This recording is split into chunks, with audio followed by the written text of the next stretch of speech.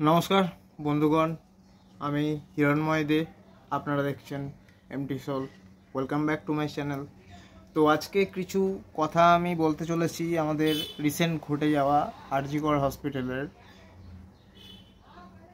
ঘটনাটি থেকে। তো আপনারা সকলেই 19-20 জানেন ঘটনাটি কি হয়েছে।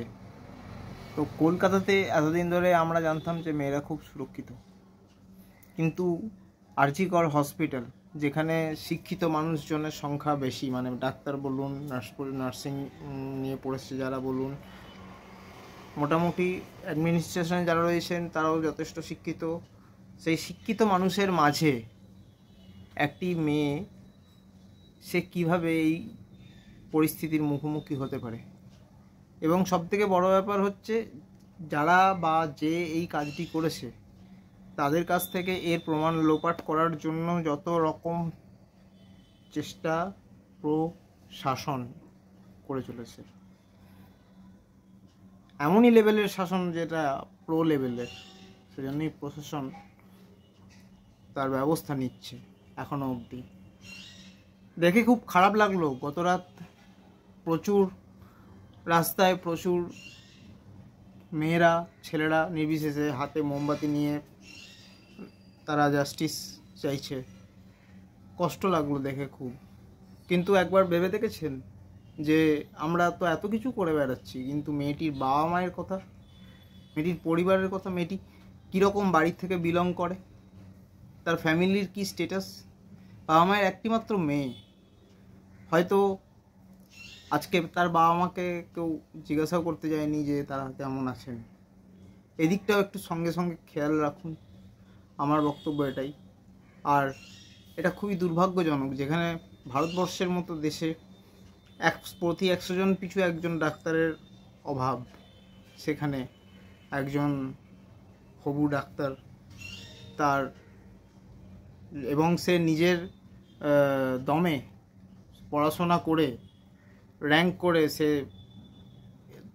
ওই জায়গায় পৌঁছেছে, সেইটা তো তার জীবন থেকে ছিনিয়ে নেওয়া হলোই, সঙ্গে তার বাবা মায়ের কাছে থেকে তাকে ছিনিয়ে তার বাবা মায়ের কোল খালি করে দেওয়া হলো।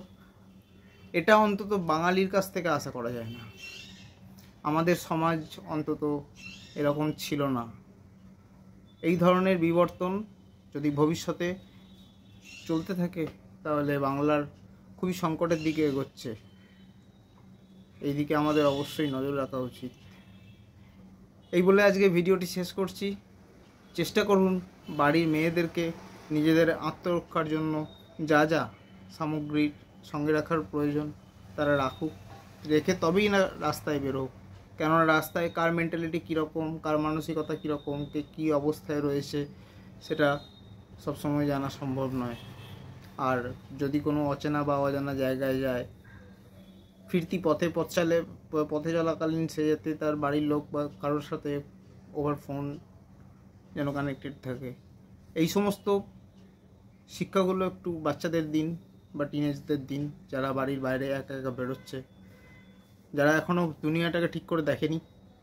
প্লিজ তাদের ওপর প্যারেন্টিংটা একটু এই ব্যাপারটা নিয়ে ভেবে দেখার সময় এসে গেছে। আজকে বাংলাও সুরক্ষিত নয়, খুবই মর্মান্তিক ঘটনা। তো আমার মত অনুযায়ী তাকে এমন সাজা দেওয়া উচিত যে এই রকম অপরাধ করার আগে অপরাধী যাতে একবার অন্তত ভাবে যে তার কী অবস্থা হতে পারে। এই বলে আজকে জনার্দনের ওপর বিশ্বাস রেখে ভিডিওটি শেষ করছি। এতদূর দেখার জন্য ভিডিওটি ধন্যবাদ।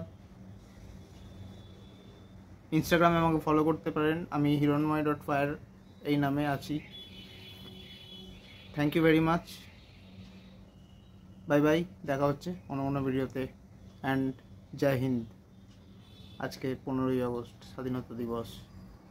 আজকে ভিডিওটা বানানোর আরেকটা কারণ হলো এই স্বাধীনতা দিবসের দিন আরজি করের এই ঘটনা সত্যি কি আমাদের বলে যে আমরা স্বাধীন, বা এটা লিঙ্গ বিশেষে স্বাধীনতা? জনগণের কাছে প্রশ্ন রেখে দিলাম, জবাব আপনারা দিয়ে দিন।